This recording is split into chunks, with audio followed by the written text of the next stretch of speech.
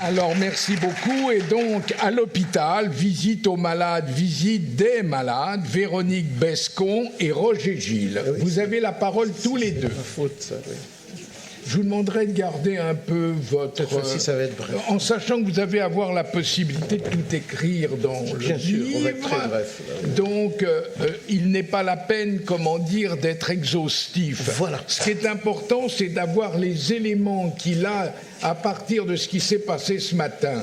Et ce que nous venons de vivre maintenant, qui est une chose quand même très importante et qui est en corrélation forte, comment vous-même, au niveau de l'hôpital, vous en sortez en effet les éléments majeurs. Merci. Bonjour à tous. Quand j'ai vu le programme et que j'ai vu que j'intervenais l'après-midi, je me suis dit chouette, c'est pas moi qui commence. Au regard de la qualité des interventions depuis ce matin, je me dis zut, j'aurais peut-être dû commencer. Alors, tout simplement, je me suis dit, je vais rester moi et je vais me servir de mon expérience, de sens pratique et de l'action au quotidien. Et c'est pour ça qu'au cours de cette intervention, je vais être à la fois infirmière, cadre de santé, famille, et je vais partager avec vous donc ce sens de la visite. Alors, ce sens de la visite, pas la flèche qu'on suit tous et qui indique le même chemin et pour laquelle on ne réfléchit pas, mais plutôt la question du sens qui doit conduire nos actes. Vous allez en deux mots, vous allez être ce que la femme doit être, c'est-à-dire multiple. Exactement, monsieur. D'accord. Tout à fait. Bravo. J'ai toujours tendance à dire que l'hôpital est une ville dans la ville. C'est un environnement en perpétuel mouvement, avec ses règles, son organisation. C'est un lieu qui est inquiétant pour ceux qui n'y travaillent pas et pour ceux qui doivent être hospitalisés. Parce que cette situation d'hospitalisation, c'est une rupture dans un quotidien, une modification des habitudes de vie, et qu'elle soit programmée ou inattendue, l'hospitalisation est toujours une source d'angoisse pour le patient et pour ses proches. Quand on est soignant, on s'approprie le lieu dans lequel on travaille. L'hôpital, pour un soignant, c'est un lieu ordinaire. C'est son quotidien. Et souvent, les soignants ont un sentiment d'appartenance qui est renforcé par la blouse blanche qu'ils portent. L'entourage de la personne hospitalisée ne fait pas partie de cet ordinaire. L'entourage est de passage, en visite. J'ai cherché un petit peu, moi j'ai pris le Larousse et je me suis dit, tiens, c'est quoi le sens de ce mot dans le Larousse ? C'est le fait d'aller voir quelqu'un, de rester avec lui un certain temps, de s'entretenir avec lui, de prendre de ses nouvelles. N'est-ce pas ce que fait le médecin quand il se rend au chevet du patient, ou le proche quand il vient voir son parent ? La journée à l'hôpital, quand on est malade, est découpée en temps incontournables, qui rythment la vie du patient. La première surveillance aux aurores, le petit déjeuner, la toilette, les soins, tout cela annoncé par le bruit des chariots dans le couloir. Dans ce nouveau quotidien, le patient attend souvent deux choses qui vont modifier le cours de ce rythme. La visite du médecin, qui va lui permettre d'avoir des nouvelles de sa santé, de l'évolution, de ce traitement, d'une éventuelle sortie, et la visite de ses proches, le lien avec l'extérieur, sa vie d'avant, un réconfort. D'ici quelques minutes, le professeur Gilles abordera la visite des malades par les équipes soignantes, le médecin, le professeur. Cette visite qui fait que bien souvent, le couloir se transforme en salle de cours. Les portes sont fermées et il est noté à l'entrée du service « pas de visite le matin ». Les liens avec les proches au cours d'une hospitalisation ont une incidence sur le bien-être de la personne, tout le monde le sait, tout le monde le dit. Alors pourquoi encore aujourd'hui, dans beaucoup d'unités, dans beaucoup d'hôpitaux, il est impossible de visiter un proche le matin ou en soirée ? Il y a des heures de visite à respecter. Qui a pu interdire ? J'ai recherché, j'ai tapé sur Google « visite à l'hôpital » et je n'ai trouvé que des restrictions. Des restrictions pour ne pas gêner le bon fonctionnement du service. Le bon fonctionnement de qui ? Et surtout pour qui ? Comme le dit saint Thomas d'Aquin, bien ordonner une chose et bien la gouverner, c'est la disposer en vue de sa fin, son but. Quel bon fonctionnement ! Je ne vais pas refaire l'histoire, mais simplement peut-être évoquer la peur des microbes. L'hygiène hospitalière qui a exercé une influence importante sur l'accès des proches dans les services de soins. On vient d'en parler avec la pandémie, les restrictions ont été augmentées. Cependant, les connaissances en matière d'hygiène ont bien évolué. Il y a quelques années, j'étais infirmière en réanimation. Quand les familles venaient, il fallait qu'elles mettent une surblouse, des surchaussures, une charlotte. Elles passaient beaucoup de temps à s'habiller, très peu de temps à se laver les mains. Aujourd'hui, quand on vient en réanimation, avant tout, on se lave les mains. Alors je me pose encore la question, qui a décidé d'interdire ? Il y a un point qu'il faudrait que nous Ça va soignants... même encore plus loin, excusez-moi. De mon temps où j'étais dans une réanimation, on refusait les familles de rentrer en réanimation, alors que dans beaucoup de réanimations, on le faisait. Oui. Donc ça appuie d'autant plus votre raisonnement. Tout à fait. Alors il y a un point qui est très important pour moi, et j'ai été formatrice à l'IFSI pendant quelques années, j'ai essayé de l'enseigner aux étudiants. Il faudrait que nous, soignants, nous puissions comprendre que le patient ne nous appartient pas. Durant toute ma carrière, et un petit peu ce matin, j'ai entendu dire « mon service »,« mes lits »,« mon patient ». Lorsque vous téléphonez pour prendre des nouvelles d'un proche, n'avez-vous jamais entendu comme réponse « ah, je ne peux pas vous répondre, ce n'est pas mon patient ». Effectivement, il n'est pas à nous, soignants. L'utilisation de cet adjectif possessif me paraît un peu inadaptée. Les enfants viennent voir leurs parents, leur mère, les parents viennent voir leur enfant. Un lien les unit.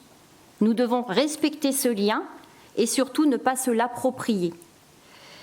Et je pense que comprendre cela, c'est avoir une vision différente du sens de la visite des proches à l'hôpital. En effet, si ce n'est pas mon malade dans mon service, peut-être qu'en tant que soignant, je pourrais accepter que ce patient a besoin de voir sa famille quand il le souhaite, quand il en éprouve le besoin, et pas seulement entre 13h et 18h. Parce que cette contrainte, elle est la même pour tous les services, tous les patients, tous les visiteurs. Je reprendrai cette phrase qui est issue d'un avis éthique des hôpitaux de Saint-Maurice. Si la règle protège le collectif, elle devient un carcan quand elle existe pour elle-même et non pour répondre à un besoin. Or, c'est bien de cela qu'il s'agit, un besoin, le besoin de se sentir entouré, soutenu et accompagné. Dans un hôpital, j'ai voulu aller voir un proche. La fin des visites était à 18h. Je suis arrivée à 17h50. L'infirmière n'a pas voulu me laisser entrer. Pourquoi ? Qui a décidé d'interdire ? Pourquoi je peux entrer dans un magasin à 18h55 alors qu'il ferme à 19h et je ne peux pas aller embrasser mon père parce qu'il est 17h50 ? Qui décide d'interdire ? Pourquoi ce temps de visite semble parfois être vécu comme gênant par les soignants ? Est-ce que les professionnels craignent d'être envahis, empêchés dans les actes de soins ? La peur que l'on pose des questions auxquelles ils ne sauront pas répondre ? La peur qu'on les regarde travailler ? Qui dérange-t-on lorsque l'on tient la main de notre sœur qui s'ennuie ? Lorsque l'on pose un gant froid sur le front de notre grand-père qui a de la fièvre ? On l'a abordé un petit peu ce matin et je l'entends beaucoup dire, les soignants manquent de temps. Est-ce que si je viens au moment du déjeuner pour faire manger ma mère, ils pourront consacrer ce temps à celui ou celle qui n'a pas la chance d'avoir des visites ? Si je passe un petit peu de temps avec mon frère alors qu'il est triste, qu'il a peur, peut-être qu'il sonnera moins pour les solliciter et qu'ils auront plus de temps. S'il est agité et que ma présence l'apaise, peut-être que les traitements, les contentions pourront être allégés. Alors je le répète, le malade ne nous appartient pas. L'hospitalisation d'un membre de sa famille, quel que soit l'âge, quel que soit le service, quelle que soit la cause, est une source d'angoisse pour ceux qui le vivent. C'est un univers inconnu et les familles nous confient leurs proches. Mais plus que tout, elles souhaitent être impliquées. Elles veulent s'investir et avoir ce sentiment d'utilité, quelque chose qui leur permettra de garder un peu de contrôle et de se sentir toujours proches. Qui mieux qu'une personne, une épouse, un père, peut savoir ce qui peut être agréable pour celui qu'il connaît. Souvent, quand on rend visite à un proche, on se sent rassuré par le dialogue. Et vous savez comme moi que les questions sont toujours les mêmes, quelle que soit la cause de l'hospitalisation. As-tu mal ? Est-ce que tu manges bien ? On s'occupe bien de toi. Les équipes sont gentilles au moins. As-tu besoin de quelque chose ? Cette dernière question est importante pour l'entourage qui se sent utile dans son désir d'aider et de conserver sa place. Alors je le dis, n'ayons pas peur. Ils nous laissent notre travail de soignant. Permettons-leur de conserver leur statut d'épouse, de frère, de mère auprès du patient.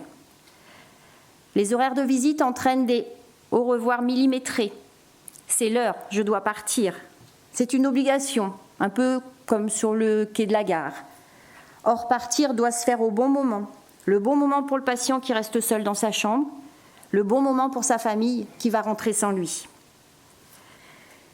Cadre dans un service de réanimation il y a quelques années, bientôt 20 ans, j'ai travaillé avec l'ensemble de l'équipe médicale et paramédicale pour ouvrir les portes du service 24 heures sur 24. Les horaires étaient à la base de 15h à 18h. Qui peut venir voir son proche de 15h à 18h quand on travaille ? On a réussi à ouvrir les portes 24 heures sur 24 et ainsi permettre aux familles de venir selon leurs possibilités et non plus selon des horaires définis et définitivement stricts. Il en est ressorti une confiance améliorée, mais également un apaisement pour beaucoup de patients et de soignants. Il ne faut pas se leurrer, les familles savent que les matinées sont rythmées par les soins, les visites des médecins. Elles ont simplement cette liberté de venir quand elles le souhaitent, quand elles le peuvent, et ça change tout. La loi du 4 mars 2002 souligne que l'hôpital est au service de l'usager et que la personne soignée doit être respectée dans ses choix. Il n'est pas toujours facile d'exiger ou de demander ou de s'exprimer et de faire valoir ses droits lorsque l'on se retrouve allongé et dépendant d'une organisation. Aujourd'hui directrice des soins, depuis 1 an, j'ai constaté parfois que le regard des patients sur moi avait changé. Le grade de directrice doit peut-être me rendre un peu plus administrative, mais mon regard sur les patients ne change pas. Les attentes des familles et des patients sont légitimes. Elles nécessitent tout simplement un degré d'humanité qui permette à chacun de conserver son statut d'homme. Et pour reprendre la parole de David Servan-Schreiber, tous ceux qui ont eu des problèmes de santé le savent. Quand on est malade, on se sent facilement seul. Même s'ils doivent renoncer à leur mode de vie d'avant, les malades ont besoin de sentir qu'ils continuent de faire partie du club, le club des vivants, de ceux qui font des choses, qui décident et vivent leur vie. Pendant la période Covid, on m'a demandé d'ouvrir un service de gériatrie et d'accueillir les patients âgés atteints du Covid. Aujourd'hui, je le dis, avec la complicité des gériatres, nous avons pu permettre à certaines familles de venir voir leurs proches, même si, effectivement, on l'a entendu, on n'avait pas toujours le droit. Donc je persévère dans mon positionnement. L'éthique, de temps en temps, ça peut être la transgression. Exactement. N'oubliez pas ce que je vous ai dit ce matin. Tout ce que j'ai dit était sacré, bien entendu. Mais surtout cela, c'est-à-dire cet équilibre entre la justice, le règlement, le réglementaire, etc., et d'autre part, la générosité, le cœur. C'est important. Et là, vous avez le droit, à mon avis, mais comme vous l'avez dit, ce qui est important, c'est un nouveau paradigme. C'est une manière de penser autrement, en définitive. Parce que regardez, par exemple, comment dire, dans les EHPAD, actuellement, il y a tout, au niveau politique, de nos collègues qui est de la HEGP, qui se bat, qui est député, là, comment s'appelle-t-il, Philippe Juvin, qui se bat pour que les animaux puissent rentrer avec les personnes âgées, bien entendu. Et là, il y a une vision One Health qu'il faut avoir un tout petit peu sur l'environnement, l'animal, qu'est-ce que c'est que la vie. En tout cas, votre discours est un discours particulièrement d'avenir. Merci. Eh bien, écoutez, je vais conclure comme ça, en fait, c'est que je persévère dans ce positionnement pour que la personne qui reçoit des soins puisse voir les personnes qui l'entourent, qui l'aiment, et qui l'accompagnent quand elles le souhaitent et pas uniquement quand le service décide que c'est l'heure des visites. Je vous remercie.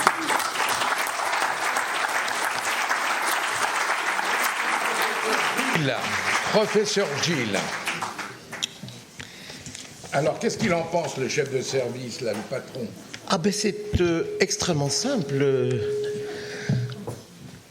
Je n'ai jamais toléré, moi vivant, une pancarte dans le service dont j'avais la charge réglementant l'heure de visite. Jamais. Voilà. C'est tout, c'est simple. Jamais, jamais, jamais, j'ai toujours trouvé ça insupportable. Comment refuser à un proche d'entrer? Alors après, on investit les infirmières d'un pouvoir de police, Véronique l'a dit, c'est insupportable. Alors le pire que j'ai connu, dans certains, c'était interdiction des fleurs, vous vous rendez compte? Ça peut foutre des allergies. Vous arrivez avec un bouquet qui est quand même une valeur symbolique très forte et pas de fleurs, pas de fleurs dans le service.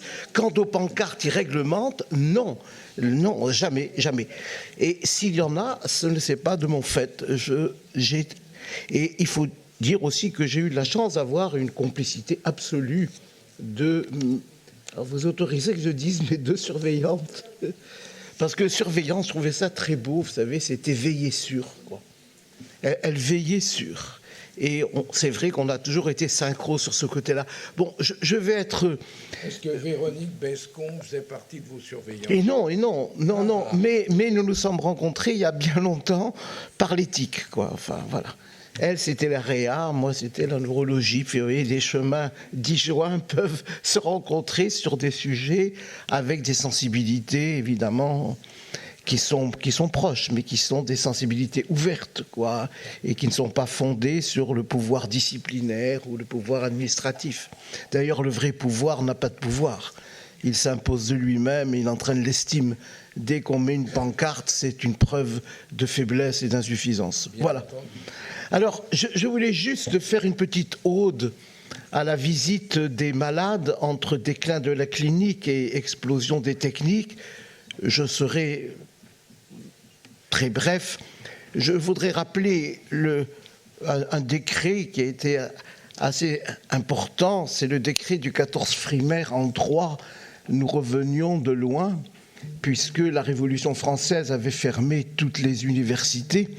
Et ce décret venait de créer 3 écoles de médecine en France, Paris, Strasbourg et Montpellier, essentiellement pour former des officiers de santé. Il faut dire que 600 médecins avaient été tués aux armées en moins de 18 mois.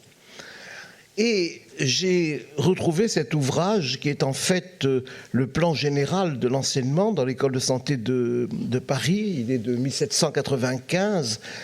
C'est un plan qui a été présidé par Fourcroy.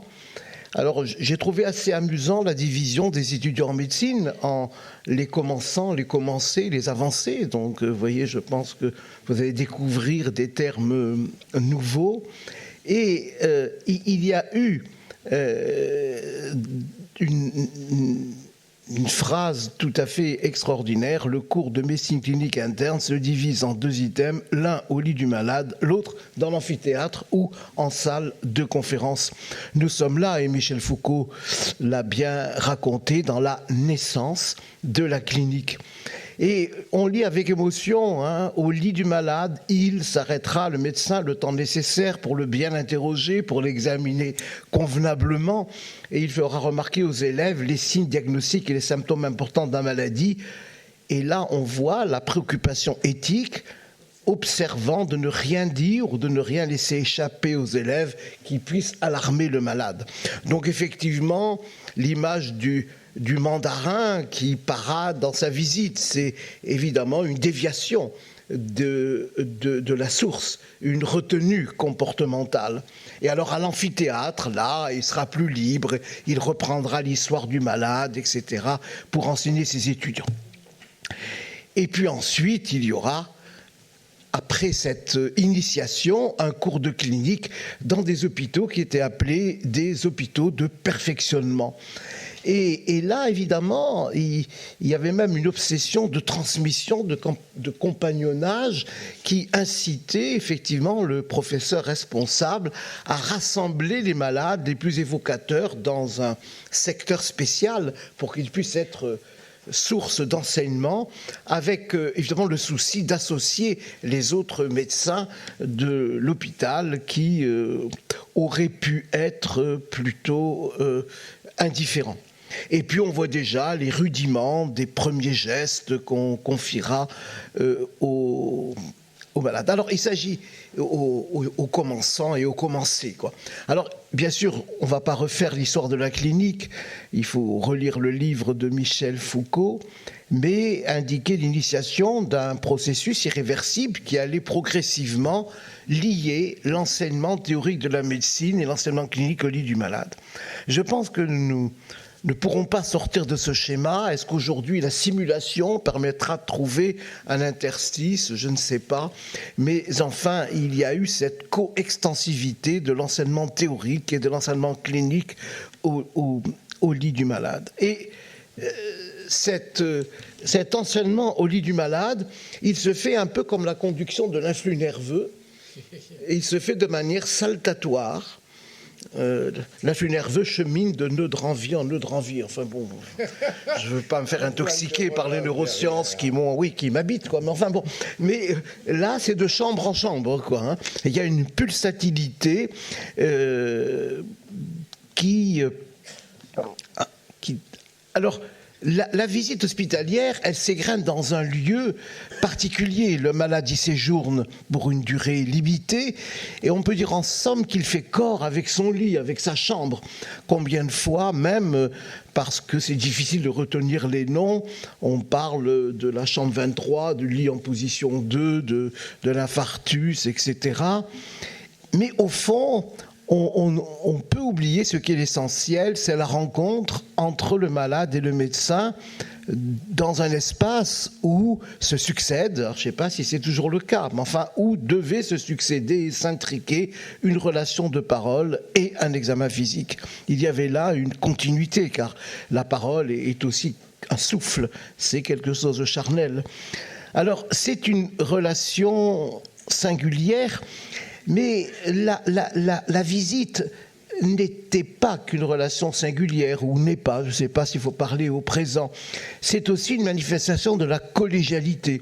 La préoccupation a été pendant longtemps que la visite engage l'ensemble de l'équipe de soignants concernés, qui parlent, qui échangent sur le cas du malade. Ça n'est pas une visite furtive où on va sauter dans une chambre et se précipiter dans le bocal aux infirmières où l'ordinateur mettra la prescription à la sauvette. C'était pas ça. Elle peut être aussi une grande visite qui associe aux soignants d'autres membres de l'équipe médicale, les étudiants hospitaliers. Alors cette visite, elle est dans les CHU, elle est dans tous les hôpitaux.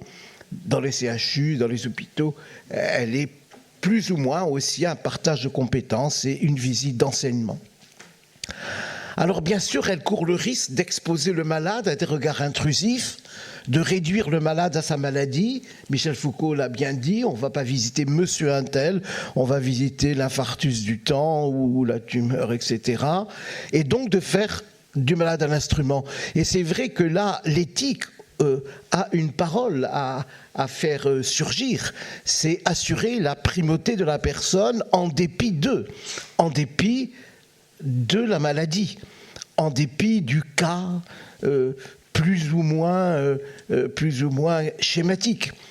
Et évidemment, si on s'éloigne de ça, on court le risque de faire du malade un instrument, de l'éloigner de son statut de sujet pour en faire un objet de connaissance. Et vous avez vu que dès la réforme révolutionnaire de l'enseignement médical, ce danger avait été pointé.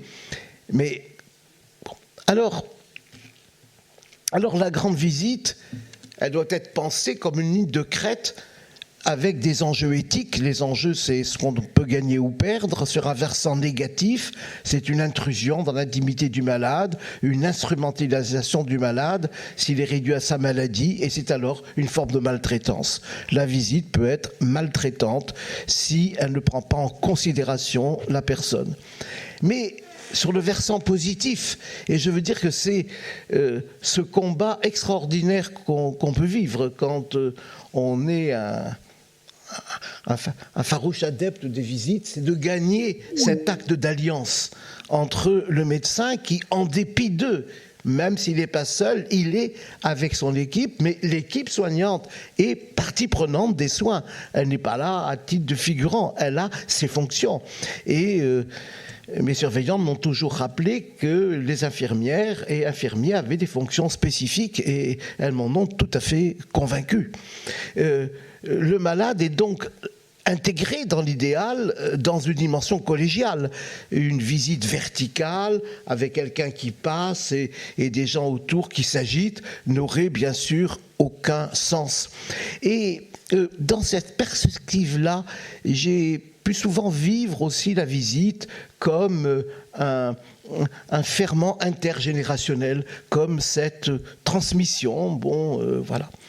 Alors, dans quel service les visites font-elles aujourd'hui l'objet d'un exercice de discernement éthique? Je ne sais pas. Qu'est-ce qui s'y passe? Est-ce qu'on y pense? Est-ce qu'on y réfléchit? Qu'est-ce qui se joue? Je ne sais pas. Alors là, c'est un devoir. Hélas, quand on part, c'est toujours, j'allais dire un peu précipitamment, enfin, même si c'est bien prévu, alors on n'emmène pas tous les papiers. Quand on rappelle, il paraît que on ne peut plus trouver de papier, tous les anciens dossiers. Mais j'avais gardé toutes les correspondances de mes malades, et là, j'en ai gardé que peu. Et j'ai eu cette lettre d'une femme qui attendait les visites, une très vieille dame, bien sûr, j'ai soustrait son nom. Et vous voyez que cette dame, qui était une dame très âgée, avec illettrisme, mais quelle intelligence ce qu'elle écrit témoigne. Et vous allez comprendre pourquoi je la projette aujourd'hui, parce que elle ne me quitte pas, cette lettre. Elle symbolise toutes les autres. Avant de partir de votre service, je tiens, monsieur le professeur, à vous transmettre ce petit billet. Vous voyez, c'est déjà très élégant, hein, pour vous remercier de vos soins et toute l'intention que vous portez avec intérêt à vos malades, ainsi qu'à tout votre personnel, du plus grand au plus petit. Enfin, c'est... oui, j'en ai pleuré, quoi. À tous, ma plus grande sympathie. Que Dieu vous protège et vous aide dans votre continuité. Ça aussi, c'est magnifique, quoi. Trouver des mots comme ça. Soyez, monsieur, etc., un exemple pour vos successeurs à venir. Regardez l'orthographe tourmentée, quoi. Et alors, à la fin, cet acte d'humilité, je suis bien petite chose entre vos mains, mais c'est mon cœur qui vous parle. Peut-être ajouterez-vous ce petit billet maladroit à vos mémoires.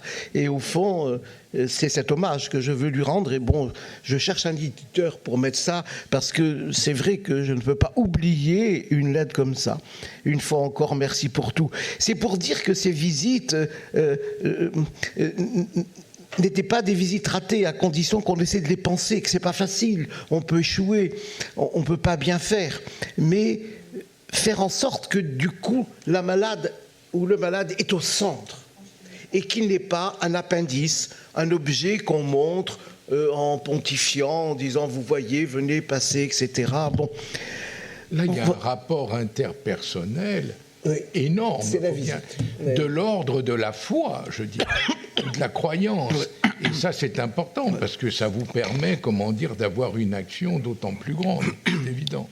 Voilà, c'est comme ça d'ailleurs qu'une autre malade, un jour, m'a dit qu'elle souhaitait me transmettre son don pour guérir. Elle était guérisseuse. Alors, les étudiants hospitaliers ont souri, je leur ai demandé de sortir, et je suis revenu avec elle.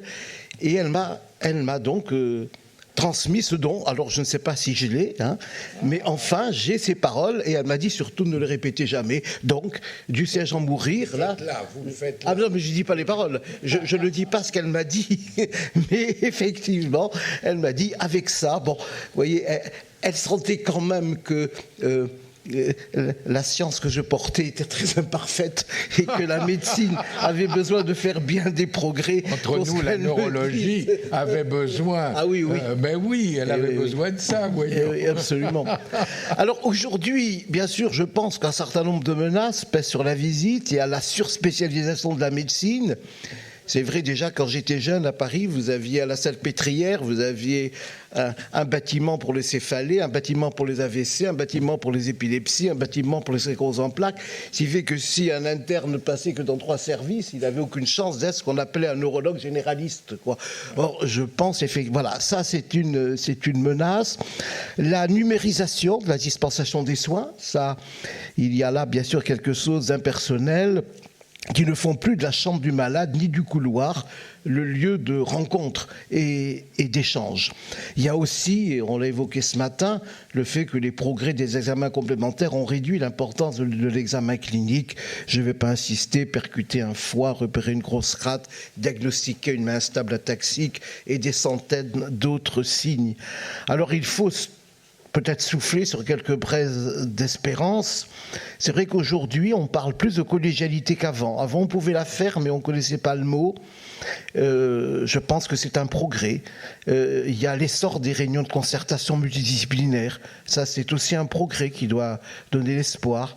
Et puis, il y a l'essor de la préoccupation de l'autonomie, même si parfois cette autonomie vire à l'acharnement ou si elle se noie dans ce cérémonial de consultation d'annonces qui parfois ressemble un peu à des tribunaux. Voilà. Alors, il serait peut-être temps de penser cette reconfiguration de la médecine. Qu'est-ce qu'elle est aujourd'hui? Comment elle s'exerce à l'hôpital? On ne sait plus très bien. De s'interroger sur le métier de soignant, sur le sens qu'il a. Et puis, évidemment, de tempérer les annonces exaltées de progrès techniques. Par exemple, quand il y a la journée de la trisomie 21, c'est bien qu'on montre qu'il y a de nouveaux examens qui, par une simple prise de sang, vont pouvoir, mais qu'on ne parle pas des trisomiques qui font du théâtre en même temps. Je pense que les deux devraient avoir rang. Les progrès techniques sont souvent des progrès très illusoires, pour les intégrer dans une vision de soins qui évidemment associe leur dimension éthique. L'éthique dont il ne suffit pas de parler, ou ce qui est le pire, c'est peut-être en train de se passer actuellement, de parquer dans des espaces. Parce que l'espace est une chance, parce que c'est un lieu, si ça devient un parc, peut-être qu'on viendra voir les espaces un jour comme des attractions, mais en se disant que leur discours ne nous atteint pas. Et je termine évidemment sur le sceau de la faculté de médecine et de pharmacie de Poitiers. Il date de 1431, il est du XVe siècle. Il a été redécouvert. Voilà. Et puis vous voyez Côme et Damien, eux ils savaient visiter. Côme est à gauche, il tient son bocal d'urine, il mire les urines. Et à droite c'est Damien. Contrairement à tous les grands peintres qui ont peint Côme et Damien, à Poitiers, Côme et Damien a été en tenue de service, vous voyez. Ils ne sont pas en robe d'apparat et ils portent autour de la taille une aumônière où ils mettaient les quelques sous qu'ils devaient avoir, mais qui ne provenaient jamais de leurs parents. Comme ces deux saints arabes et chrétiens étaient des médecins, dont peut-être je reparlerai un jour, pour montrer que leur éthique est une éthique moderne, ils ont mal terminé. Voilà pourquoi que de part et d'autre, il y a les palmes du martyr. Prions pour échapper au martyr. Merci.